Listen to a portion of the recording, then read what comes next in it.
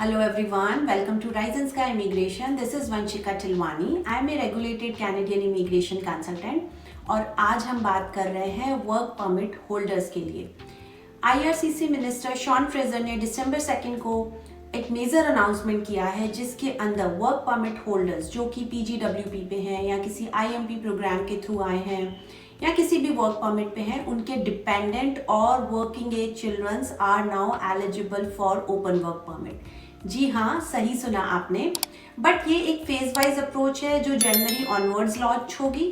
Plus इसके अंदर different streams हैं जो कि एलिजिबल हो सकती हैं।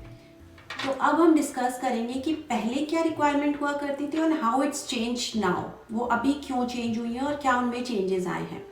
पहले कोई भी कैंडिडेट जो ओपन वर्क परमिट पे होता था या IMP प्रोग्राम के थ्रू यहाँ पर क्लोज वर्क परमिट और इधर किसी भी वर्क परमिट पे होता था, अगर उसको अपने डिपेंडेंट को इनवाइट करना है या open dependent work permit apply करना है तो जो स्किल लेवल कैटेगरी होती थी वो हाई स्किल लेवल में उनको जॉब करना रिक्वायरमेंट होती थी। OAB नॉक में जॉब अगर होती थी then only those candidate will be eligible to invite their spouses for dependent open work permit. अब जो अनाउंसमेंट हुई है ये एक टेम्परेरी 2 years का मेजर है। 2 years के लिए ही अनाउंस किया गया है।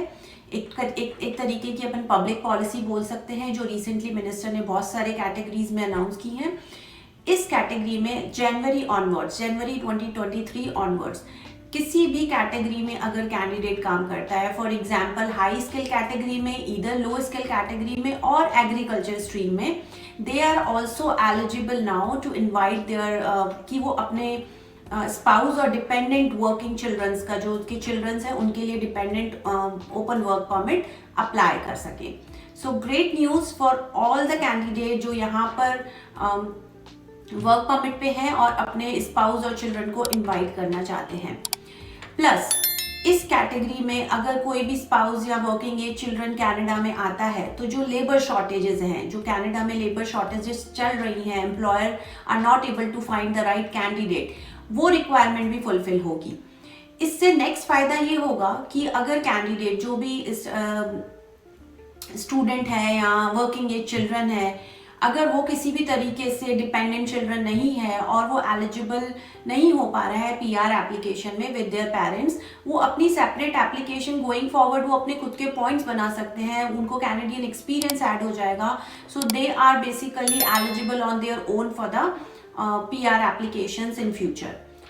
अब इसमें फेज वाइज अप्रोच क्या है? फेज वाइज अप्रोच में इनके 3 phases हैं जिनमें इन्होंने इनिशियली जो हाई वेज स्ट्रीम है, हाई वेज कैटेगरी है, उनको ये लोग प्रायोरिटी देंगे।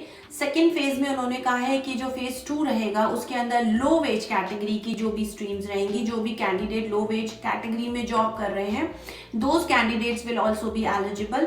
और जो थर्ड स्ट्रीम रहेगी उसमें अपनी एग्रीकल्चर स्ट्रीम, इवन पहले जो होता था एग्रीकल्चर अपना नॉक C&D और अभी हम टीयर सिस्टम की बात करें तो टीयर 4 और 5 में काउंट होता है, राइट। सो उनके जो डिपेंडेंट स्पाउस हैं या जो भी स्पाउस या चिल्ड्रंस हैं वो बेसिकली एलिजिबल नहीं है ओपन वर्क परमिट के लिए, लेकिन through this programme those candidate will also be eligible. So इससे बेनिफिट क्या क्या हो रहा है? बेनिफिट कैंडिडेट को भी हो रहा है बिकॉज जो कैंडिडेट अपने स्पाउसल के लिए अप्लाई कर रहा है उसको भी रिक्वायर्ड कैनेडियन एक्सपीरियंस मिल रहा है, किड्स को रिक्वायर्ड कैनेडियन एक्सपीरियंस मिल रहा है जिससे कि वो फ्यूचर में जाके अपनी खुद की एप्लीकेशन भी लगा सकते हैं अगर वो पेरेंट्स के साथ किसी पॉइंट पे PR एप्लीकेशन के लिए एलिजिबल नहीं है। कैंडिडेट की खुद की प्रोफाइल बूस्टअप हो रही है। अगर वो नाउ OAB में जॉब कर रहा है और स्पाउस भी यहाँ पे OAB में ही जॉब कर रहा है तो दोनों के मिला के पॉइंट्स बूस्टअप करेंगे आपकी एक्सप्रेस एंट्री प्रोफाइल को या CEC प्रोफाइल को, राइट। प्लस एम्प्लॉयर को बेनिफिट हो रहा है। जहाँ पे कि हम लोग एम्प्लॉयर की बात करें तो एम्प्लॉयर यहाँ पर कैंडिडेट उनको रिक्वायर्ड एम्प्लॉयज नहीं मिल रहे हैं, तो जब हमारे पास लेबर शॉर्टेज कम हो जाएगी तो एम्प्लॉयर्स को राइट एम्प्लॉय मिलना शुरू हो जाएंगे और वहाँ पर भी हमारी कंडीशंस फुलफिल हो जाएंगी। जहाँ पे हमें LMIA के थ्रू जो भी सारी एप्लीकेशंस जाती हैं तो वो हमारी मिनिमाइज हो जाएंगी।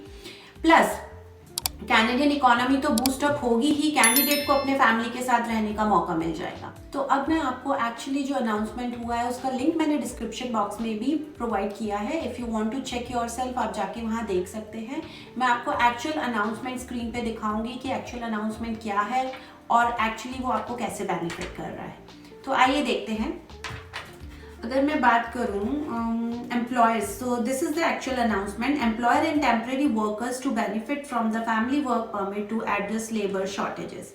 This announcement is released on December 2nd, 2022.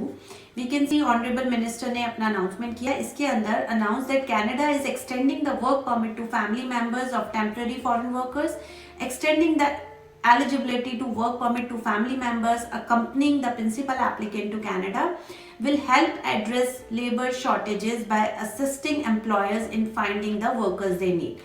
So it's gonna assist the employer who need the workers basically. Prior to this announcement, जो पहले होता था, spouses were only eligible for work permit if principal applicant is working in a high skill occupation. But this measure, temporary measure जो हुआ है, इसके अंदर it's aim to improve the emotional well-being, physical health, financial stability of worker, keeping the families together. Also, starting it's already starting in January 2023. It's a temporary 2-year measure. Canada will expand the eligibility to spouses and working age children. This is the main thing guys, spouses and working age children भी include हो रही हैं, and this will be a phased approach for workers at all skill level. इसके through जो estimated families members हैं जो Canada में move होंगे, it gonna be 200,000 foreign worker could be working in Canada, offering a greater opportunity for both foreign workers seeking to work in Canada and employers addressing the labor shortages. So both candidate plus employers will be benefited, जैसा कि मैंने आपको पहले भी अपनी video में बताया है।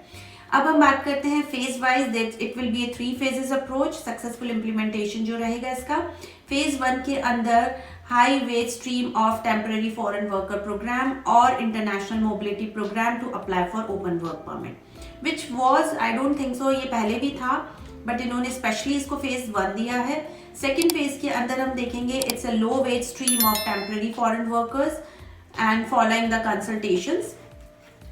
एंड फेज 3 के अंदर हम देखेंगे कि agriculture partners and stakeholders to assess the operational feasibility for expanding the measures to the family members of agriculture worker. So this is the announcement basically. इससे रिलेटेड आपको अगर कोई क्वेरीज है और जो भी जैसे जैसे न्यू अनाउंसमेंट आती रहेगी, I will be sharing the news with you guys. If you have any query related two Canadian immigration, अगर आपकी कनाडा इमिग्रेशन से रिलेटेड कोई भी इंक्वायरी है तो आप स्क्रीन पे दिए गए नंबर्स पे कांटेक्ट कर सकते हैं। आप मुझसे 1-on-1 अपॉइंटमेंट भी बुक करा सकते हैं।